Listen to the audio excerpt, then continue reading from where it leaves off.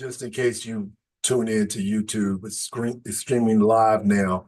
I'm just getting things set up, get this advanced, so once the meeting starts, it won't be any conflict.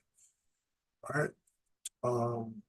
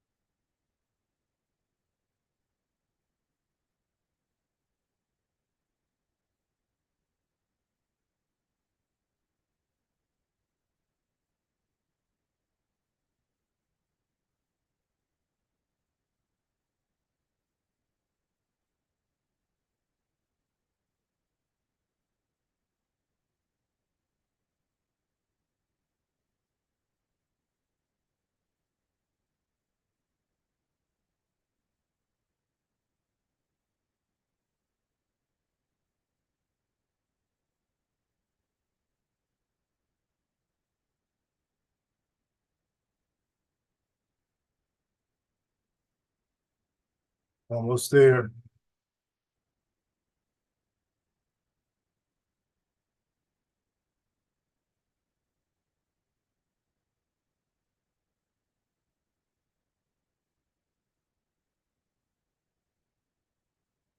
Almost there.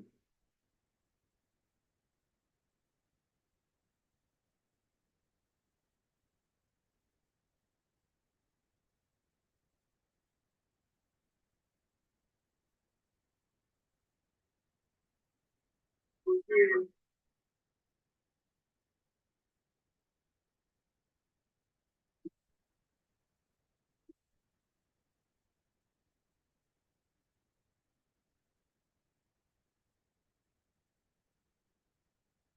Almost there.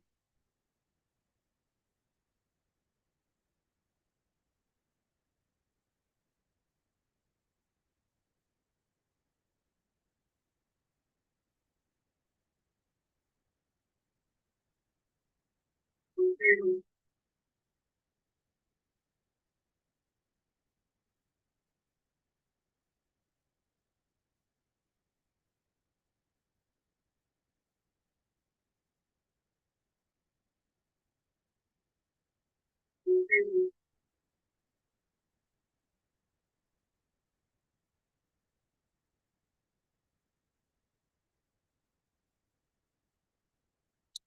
Ah, good morning for those who are viewing this live.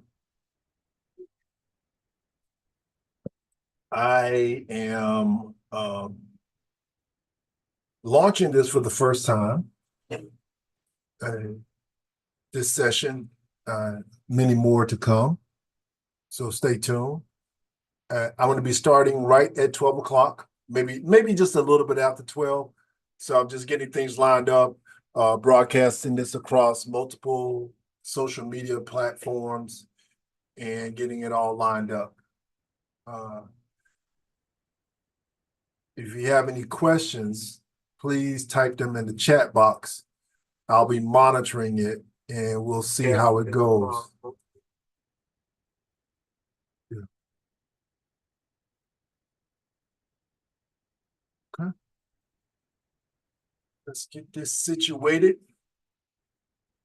Let's get it started.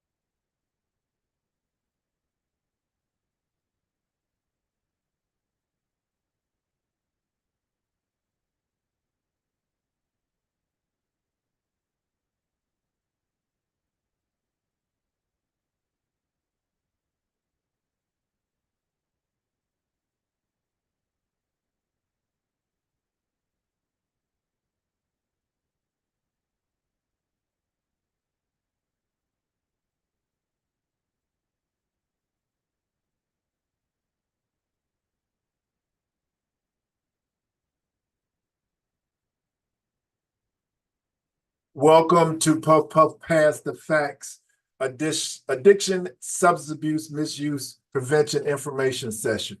My name is Corey Manning. We'll be getting started in just a minute. Feel free, I hope this is working. Feel free to type any questions that you may have in the chat box, and I'll try to address those as quickly as I can. You can also, if you know me directly, you can text me. I have my phone with me. You can send me a message in my inbox.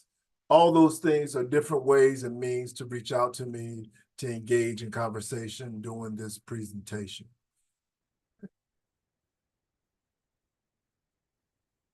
So our agenda for today, we're going to go introduction and overview. We're going to talk about understanding youth substance misuse. Then we're going to do not a deep dive, a shallow dive into proven prevention strategies, and then talk about action steps that can be taken for families, schools, workforce, and communities. And then I'm going to give you a little bit about my approach to addressing substance abuse or misuse. And then open the floor for questions and answers if there's any. This is going to be recorded, so feel free to reach out to me if you're not able to contact me live. Feel free to reach out to me with any of your questions via the email or links that are being shown on the screen right now. My name is Corey Manning. I'm a comedian by night, superhero by day. I'm a comedian bringing laughter and joy to audiences everywhere. And by day, I transitioned into a passionate advocate, educator, and international speaker dedicated to substance misuse prevention. I have over 30 years clean and sober. That's right, I haven't used drugs in 30 years. I stopped using drugs when I was 8 years old. I'm only 38. No, I'm kidding. I stopped using drugs in my 20s, and I'm happy to say that I have not done so intentionally, and that's important, intentionally, and there's stories behind that I'll share at some other point, but haven't used those drugs in over 30 years. So I understand deeply this is a critical issues, not only for young people, but also for families, communities, and also the workforce, which is bringing those young people in. I wear many hats in my professional life. I'm a seasoned speaker and facilitator with extensive experience in substance abuse intervention and prevention education, but I also bring resilience to my work, having survived prostate cancer and its treatment. This journey has equipped me with tools, insights, and empathy needed to connect and inspire diverse audience. Beyond my work in substance misuse prevention, I do consulting on developing it. Excuse me. I do consulting work on developing mentoring programs, evidence-based mentoring programs, drawn from my years of experience working in youth and community engagement at both local, national, and international nonprofit sectors. Additionally, I'm a comedy event performer, coordinator, and consultant, bringing my expertise in entertainment to creating impactful and memorable events that can be used for sustainability, including raising funds. Whether I'm conducting a virtual training session like this or leading in-person workshops, delivering keynote speeches, or consulting on mentoring and comedy events, my goal is always the same, and that is saving the world one smile at a time. So let's go ahead and get started into this session and start learning more. The first thing we want to do before we even talk about solutions, it's always helpful to understand youth substance misuse. Substance misuse, which I'm just beginning to really intentionally use this language, is increased because it's being increasingly used instead of substance abuse, because it is seen as more accurate and less stigmatizing term. Misuse, the word misuse, focuses on the inappropriate use of substances without the negative connotation of abuse, which can imply moral failure or judgment. This shift in terminology helps to promote understanding and empathy, and a more supportive approach to addressing substance-related issues. So this is very important for us to understand terminology, and that for those who have young people in your life, you know how challenging it can be to engage in conversation with them. And one word, body language, one question can derail that conversation that you're trying to have with a young person. So it's important for us to choose our words correctly. And this is not only with young people, this is in conversations we have with each other. So keep that in mind. So what we're going to be talking about is the reasons for young people using drugs, and the reason for them experimenting in drugs. So let's start with the data and age and reasons for drug experimentation. As you can see here, the age of first use of the outline here for alcohol, tobacco, marijuana, and prescription medication. Now here it says alcohol was between 13 and 14 years old, tobacco 15 to 6 years old, marijuana 16 to 18, and prescription drugs usually around 16 to 17 years old. Now, the thing about this is the overarching data for young people, but I know multiple young people that have experimented with alcohol, which is a drug, at even earlier ages than this. And when I mean experimenting could just simply be tasting it. I know some adults in the past and today who would allow a young person, underage young person, to taste their alcohol, like beer or something like that, or mixed drinks. Sometimes a young person will grab the wrong drink at a table, be it at a restaurant or at home, and thinking it's apple juice or whatever, and it turns out to be a mixed drink. That's experimentation. So it can actually start a lot younger. And this is very important for us to know and understand. As far as the common reasons for young people using drugs, it's around curiosity, peer pressure, stress, emotional issues, family environment, media and social media influences, accessibility. And I go in, when I'm doing workshops, I go in even deeper into talking about what these things are, how they influence them, and how we can combat those things, both as an individual and doing this as a community. Other common reasons for youth substance use is, again, peer influence, curiosity. These are somewhat repetitive, but it goes just to show you what these things are. And I think one of the key things down here that talks about is right here, rebellion, that we oftentimes don't acknowledge. We know it, we see it, but we don't talk about it, and we don't strategize for how to overcome those rebellious things that young people, when they start using drugs, as a sense to rebel from either their parent or guardian, or from their school, or from just society in general. So those are things. And of course, mental health issues is very important, because when you talk about substance use, substance abuse, what you have to realize is that it's a chemical thing. It's nothing magical. And that's what I always tell young people. It's a chemical reaction. And our brain, our mental health is directly affected by the chemical reactions that occur in our brain. So now let's talk about some proven prevention strategies. And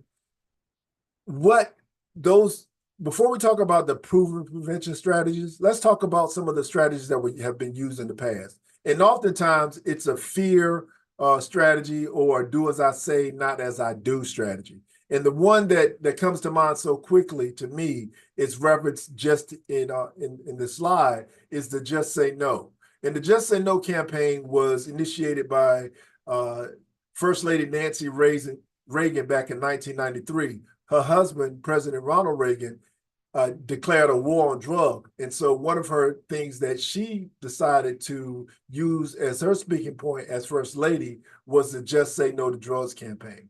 And what it simply encouraged people to do is what it simply said: just say no. That's all you needed to do. If you want your young person in your life to not use drugs, encourage them to just say no. That was not effective and efficient for a lot of young people, including myself. And so let's look at some of the actual proven strategies for young people.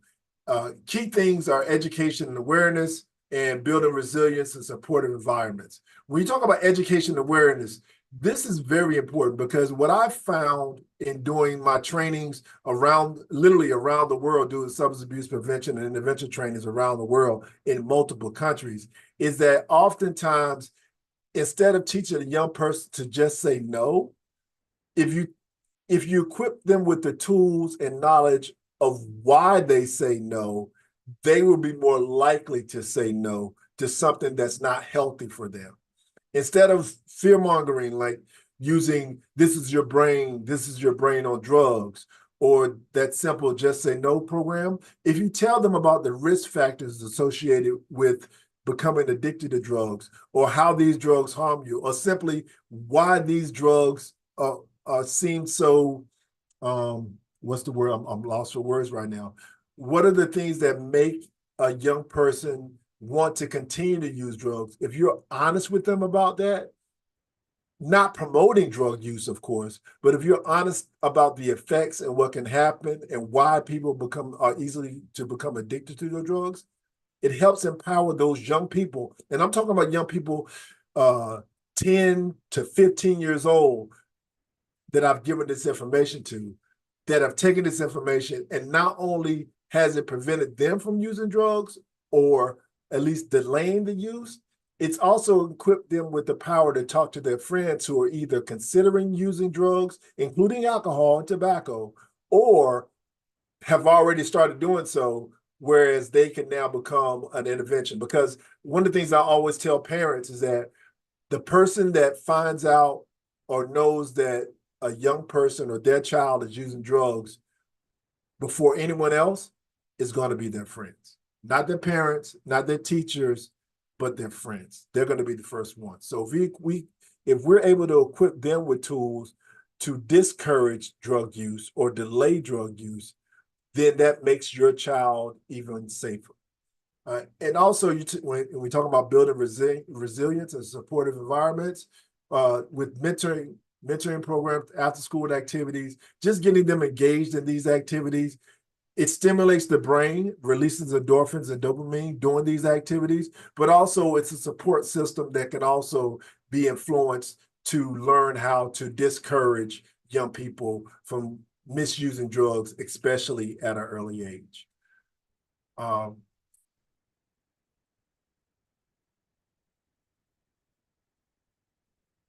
yeah.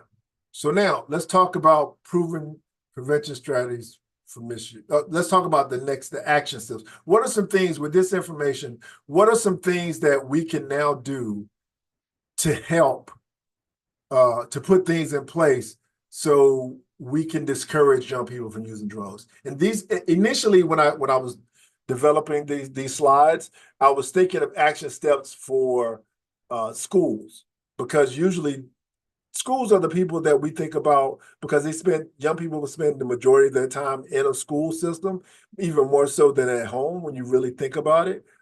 Their woke hours, they spend more of their woke hours in school than they do with their families or within their communities. When I say woke hours, I'm not talking about woke hours. I'm talking about not sleeping. When a child is not sleeping, they spend more time in school than they do in any other area. But what I also realize is that the conversation doesn't need to be and shouldn't be limited to just the schools. If we can create action steps for families, schools, workforce, and communities, then this puts an even deeper and stronger barrier that will either prevent young people from misusing drugs or be able to intervene early enough when a young person is using drugs, to stop negative consequences from occurring. So let's look at that. What are some things that we can do? What are some action steps? Excuse me, you go back. So, action steps, family. Make sure you have open communications with your young person. Be clear, have set clear expectations, positive role modeling, monitoring, and seeking support. These are very simple things that you can do. And when you have an open communications, oftentimes as a parent myself, I have to practice listening even more for young people. because sometimes they will test you and say things early in the conversation to see if you're going to jump down their throat, when in actuality, the thing that they really want to talk about is 2, 3, 5 questions down the line. So have open communications, set clear expectations when it comes to whether or not, what's your expectation as it revolves around substance use. What age can they do it? Should they do it? What's your rule at home and why? So set those clear expectations. Modeling the behavior. We're talking, going back to that do as I say, not as I do. Those are things that are very key, because young people, they're watching you. They're modeling their behavior off of their parent. Trust me and believe me, they do. And again, monitoring, seeking support. The other things, we don't have time to go into it today because of the time frame for our session today, but those are, when I'm meeting with schools or workforces, I go through each one of these and break down and have a conversation about exactly what you can do in order to put into action steps for a school, for the workforce, when you're bringing on young people into a job, especially teens and young adults. To be honest, some adults too, as well as communities. That's nonprofit organization, and also just local community activities, things that are going on, all those things that we discussed. So before I wrap it up, I also want to, of course, talk about my approach to engaging and educating through entertainment, which I love doing. I love doing these types of workshops. One of the examples is one of my friends who is a Boston public safety police officer informed me that she was doing sessions with young people, young teens at the Teen Academy for the police force. And I was like, yo, let me come and talk to the young people. I do a phenomenal, taking my wife's favorite word, I do a phenomenal prevention workshop for young people. And she was hesitant because she only knows me as a comedian. But she agreed to it. I said, you don't have to pay me. So she was happy about that. So I went in and I did a session. We were supposed to do it for 30 minutes. The young people were so engaged in the conversations that we were having that I was in there for about an hour and a half. This was 5, maybe 6 years ago. This was before the pandemic. So I think it was 2018 or 2019 when I first did it. This is being recorded right now in June of 2024. So after doing that session, months went by, the following summer was about to approach. I get a call from my contact there, and she asked me if I could come in and do the session again. And I did. And I've been doing this session with different young people from this academy since the first time I volunteered to do it. And this is one of the pictures from the last group that I did. As you can see, it was about 40 young people in here. And what I love to do is get in here and have some great conversations, honest dialogue with young people.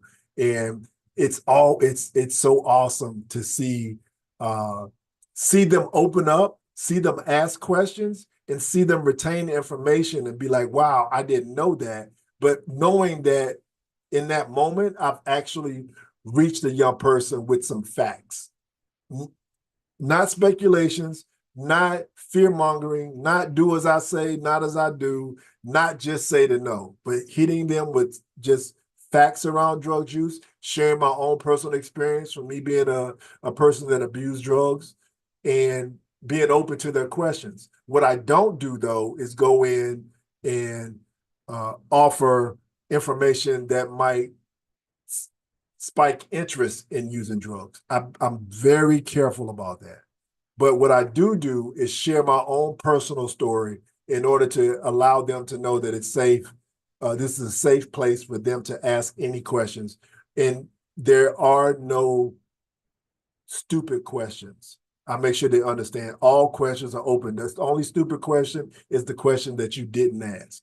Because I've seen it multiple times where a young person will ask a question and they'll think it's a stupid question, and there's 4 or 5 other classmates or participants in that session that are thinking the same thing and wanting to know the same information. So I talk to them, I give them the facts, I talk about some of the data. If you look at this slide here, you'll see that more than 90% of high school seniors say that it is easy or very easy for them to get alcohol. You say, how? You can't go in the store and buy alcohol. They're not going to the store. They're going in the refrigerator. They're going into the cabinet. They're going into for those homes that have a bar, they're going there and they're getting alcohol from there. That's why it's so easy. 10% of 9 to 10-year-olds have already started drinking. This is what I was talking about earlier. They're experimenting with it at an early age. They have easy access to it. It changes their chemical, it creates a chemical reaction in their brain that they like, especially if they have some type of mental disorder where now they're because of the chemical reaction makes them feel like they're feeling better, they're actually self-medicating themselves. And that's what I talk to young people about and parents when I'm talking to families, school staff, community organizations. I talk about all these things as reasons why young people use drugs. And so this is my approach. I try to do it in a fun and entertaining way to allow people to open up and feel engaged. So that's my information on substance misuse prevention. If you have any questions, feel free to ask. Type them in the chat box now. If not, you can always reach out to me.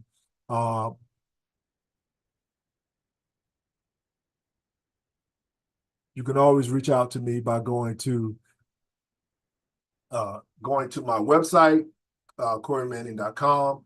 You can also text or email me.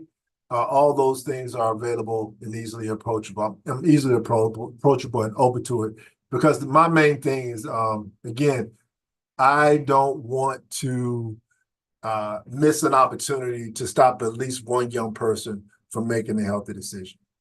All right. Well, this has been great. If there are no questions, let me stop sharing. If there are no questions, I'll stop sharing so I can go to my Facebook page to see if there are any questions that have come up. None currently, so that's fine. All right. Again, I'm going to share my screen one more time so you know how to reach me to see if you have any questions. Share screen. All right, so you can reach me by going to CoreyManning.com. That's my website. There's all my social media platforms are there, but it's also here. You can see my LinkedIn, X, formerly known as Twitter. That's there as well. All those are different ways that you can reach out and talk to me if you have any questions. And again, Instagram, Facebook, of course, all those things are there. All right. This has been, I hope this has been informative. I hope this information has been helpful. I will be doing, October is Substance Abuse Prevention Month. And actually yesterday, June the 26th, was International Substance Abuse Prevention Day, and which I found very interesting in developing this session, thinking about this session. But I'll be doing a deeper dive into this. I may try to see if I can create an opportunity to do this live with some actual either young people or with adults engaged in the conversation and see about how I can stream this live on social media platforms. Okay. If there are no questions at this time, thank you all so much. If you're looking at this after June the 28th, thank you so much for taking a look at it. Please share with somebody that you care about, or please share this with your local school system, faith-based, God, tongue twisted, faith-based organizations or workforce organizations, nonprofits, and I'll be more than happy to assist them on any of the things that they may need. All my contact information is there, or you can simply email thecoreymanning@gmail.com, and we'll go from there. All right. Thank you guys so much for tuning in and joining, and look forward to talking to you soon. Bye.